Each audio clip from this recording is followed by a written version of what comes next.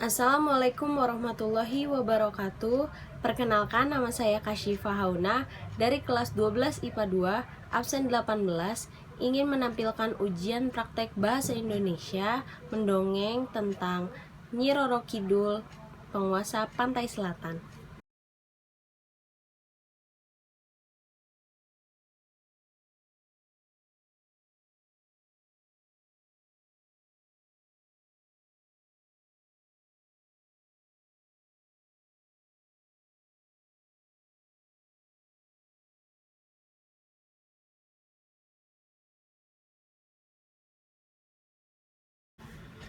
Pada zaman dahulu, ada sebuah kerajaan besar di Pulau Jawa. Rakyatnya hidup makmur dan sejahtera. Kerajaan itu dipimpin dengan bijaksana oleh Prabu Mundangwangi. Ia mempunyai permaisuri bernama Dewi Rembulan dan dikaruniai seorang putri, yaitu Dewi Kadita, yang sangat cantik. Pada zaman itu, seorang raja biasanya mempunyai istri lain yang disebut selir. Demikian pula Prabu Mundangwangi, ia mempunyai selir yang bernama Dewi Mutiara. Ternyata Dewi Mutiara memiliki sifat buruk karena ia selalu merasa iri terhadap Dewi Rembulan. Pada suatu hari, Pandita Agung menghadap Prabu Mundangwangi.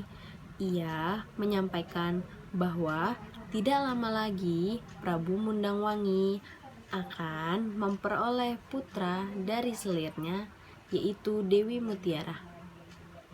Prabu Mundangwangi sangat bahagia karena ia sudah lama menunggu lahirnya anak dari keturunannya.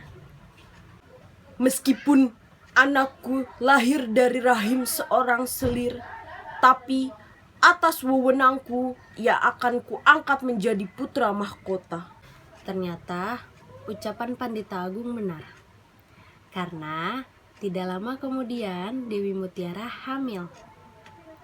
Setelah tiba waktunya, ia pun melahirkan bayi laki-laki. Prabu Mundangwangi sangat gembira menyambut kelahiran putranya.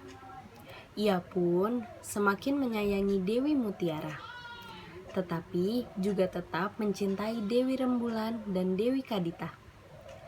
Ternyata hal itu membuat Dewi Mutiara merasa iri. Ia ingin dicintai oleh Prabu Mundangwangi seutuhnya. Aku harus segera menyingkirkan Dewi Kadita dan Dewi Rembulan agar aku bisa jadi permaisuri raja. Dewi Mutiara mempersiapkan niat jahatnya dengan matang. Pada suatu malam, ia pergi ke hutan menemui nenek jahil dengan ditemani oleh seorang pengawal setianya. Nenek jahil wajahnya yang sangat buruk, tubuhnya kurus, tetapi tampak sehat dan sangat gesit. Ia juga sangat sakti dan menguasai semua ilmu sihir. Dewi Mutiara menyampaikan niat buruknya untuk mencelakakan Dewi Rembulan dan Dewi Kadita. Baiklah, besok malam aku akan ke istana dan langsung ke peraduan Dewi Rembulan dan Dewi Kadita. Jangan khawatir, keinginanmu akan segera terwujud. Pada malam yang ditentukan, nenek jahil memasuki istana Prabu Mundangwangi karena kekuatan sihirnya. Maka tak seorang pun mengetahui kedatangan nenek jahil yang leluasa masuk ke peraduan Dewi Rembulan dan Dewi Kadita. Nenek jahil kemudian membaca mantra penenung untuk memanggil setan agar membantu rencana jahatnya. Setelah selesai, Ia membungkuk dan meniup wajah Dewi Rembulan dan Dewi Kadita yang sedang tidur lelap. Wush! Hah? Apa yang terjadi? Hah? Apa yang terjadi?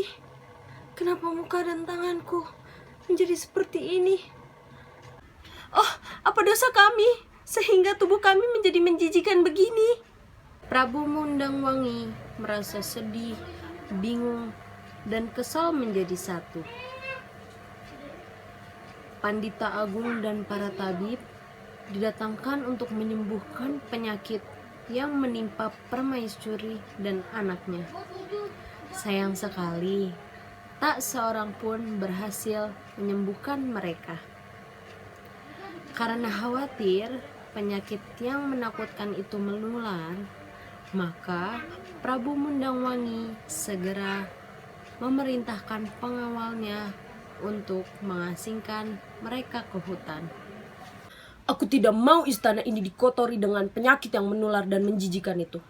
Mereka harus dibuang jauh-jauh dari istana ini.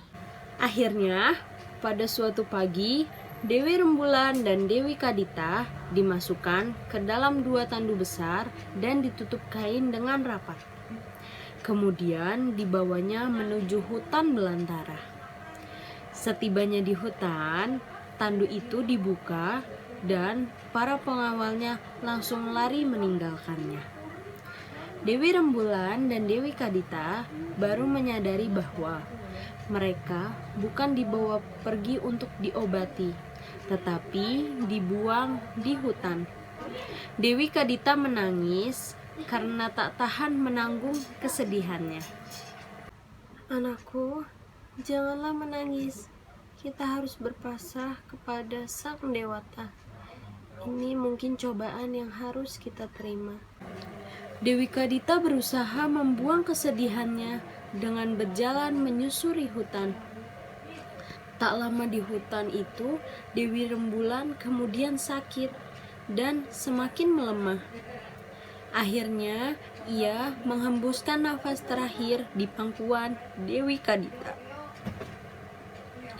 Dewi Kadita sangat sedih ditinggalkan ibunya. Tubuhnya semakin kurus dan penyakitnya semakin parah. Ia berjalan menyusuri hutan menuju arah selatan. Lautan? Ternyata ia berada di pantai selatan. Tiba-tiba ia melihat seorang pemuda yang gagah perkasa sedang berdiri tak jauh darinya. Aku akan menolongmu dan penderitaanmu akan segera berakhir. Dewi Kadita sangat gembira mendengar ucapannya. Ia bersedia menuruti perintah pemuda itu demi kesembuhan penyakitnya. Tiba-tiba pemuda itu terjun ke laut dan Dewi Kadita langsung mengikutinya terjun ke laut. Sungguh ajaib. Seketika penyakit borok dan kudisnya langsung hilang. Dewi Kadita sangat gembira mengetahui ia telah sembuh dari penyakitnya dan ingin mengucapkan terima kasih kepada pemuda itu. Anehnya, pemuda itu hilang lenyap entah kemana. Dewi Kadita tersadar bahwa ia sudah sekian lama ada di dalam laut. Tetapi ia tidak tenggelam. Kemudian ia melihat kedua kakinya dan sangat terkejut melihat apa yang terjadi terhadap dirinya. Dewi Kadita akhirnya berusaha pasrah akan nasibnya. Ia kemudian hidup di Laut Selatan dan sekali-kali menampakkan diri. Konon, penduduk sekitar pantai selatan kadang melihat putri cantik berambut panjang yang bagian pinggang sampai ke ujung kakinya menyerupai ekor ikan. Orang-orang menyebutnya Nyai Roro Kidul sebagai penguasa pantai selatan. Sekian dongeng dari saya, kurang lebihnya mohon maaf. Wabillahi taufiq wal hidayah. Wassalamualaikum warahmatullahi wabarakatuh.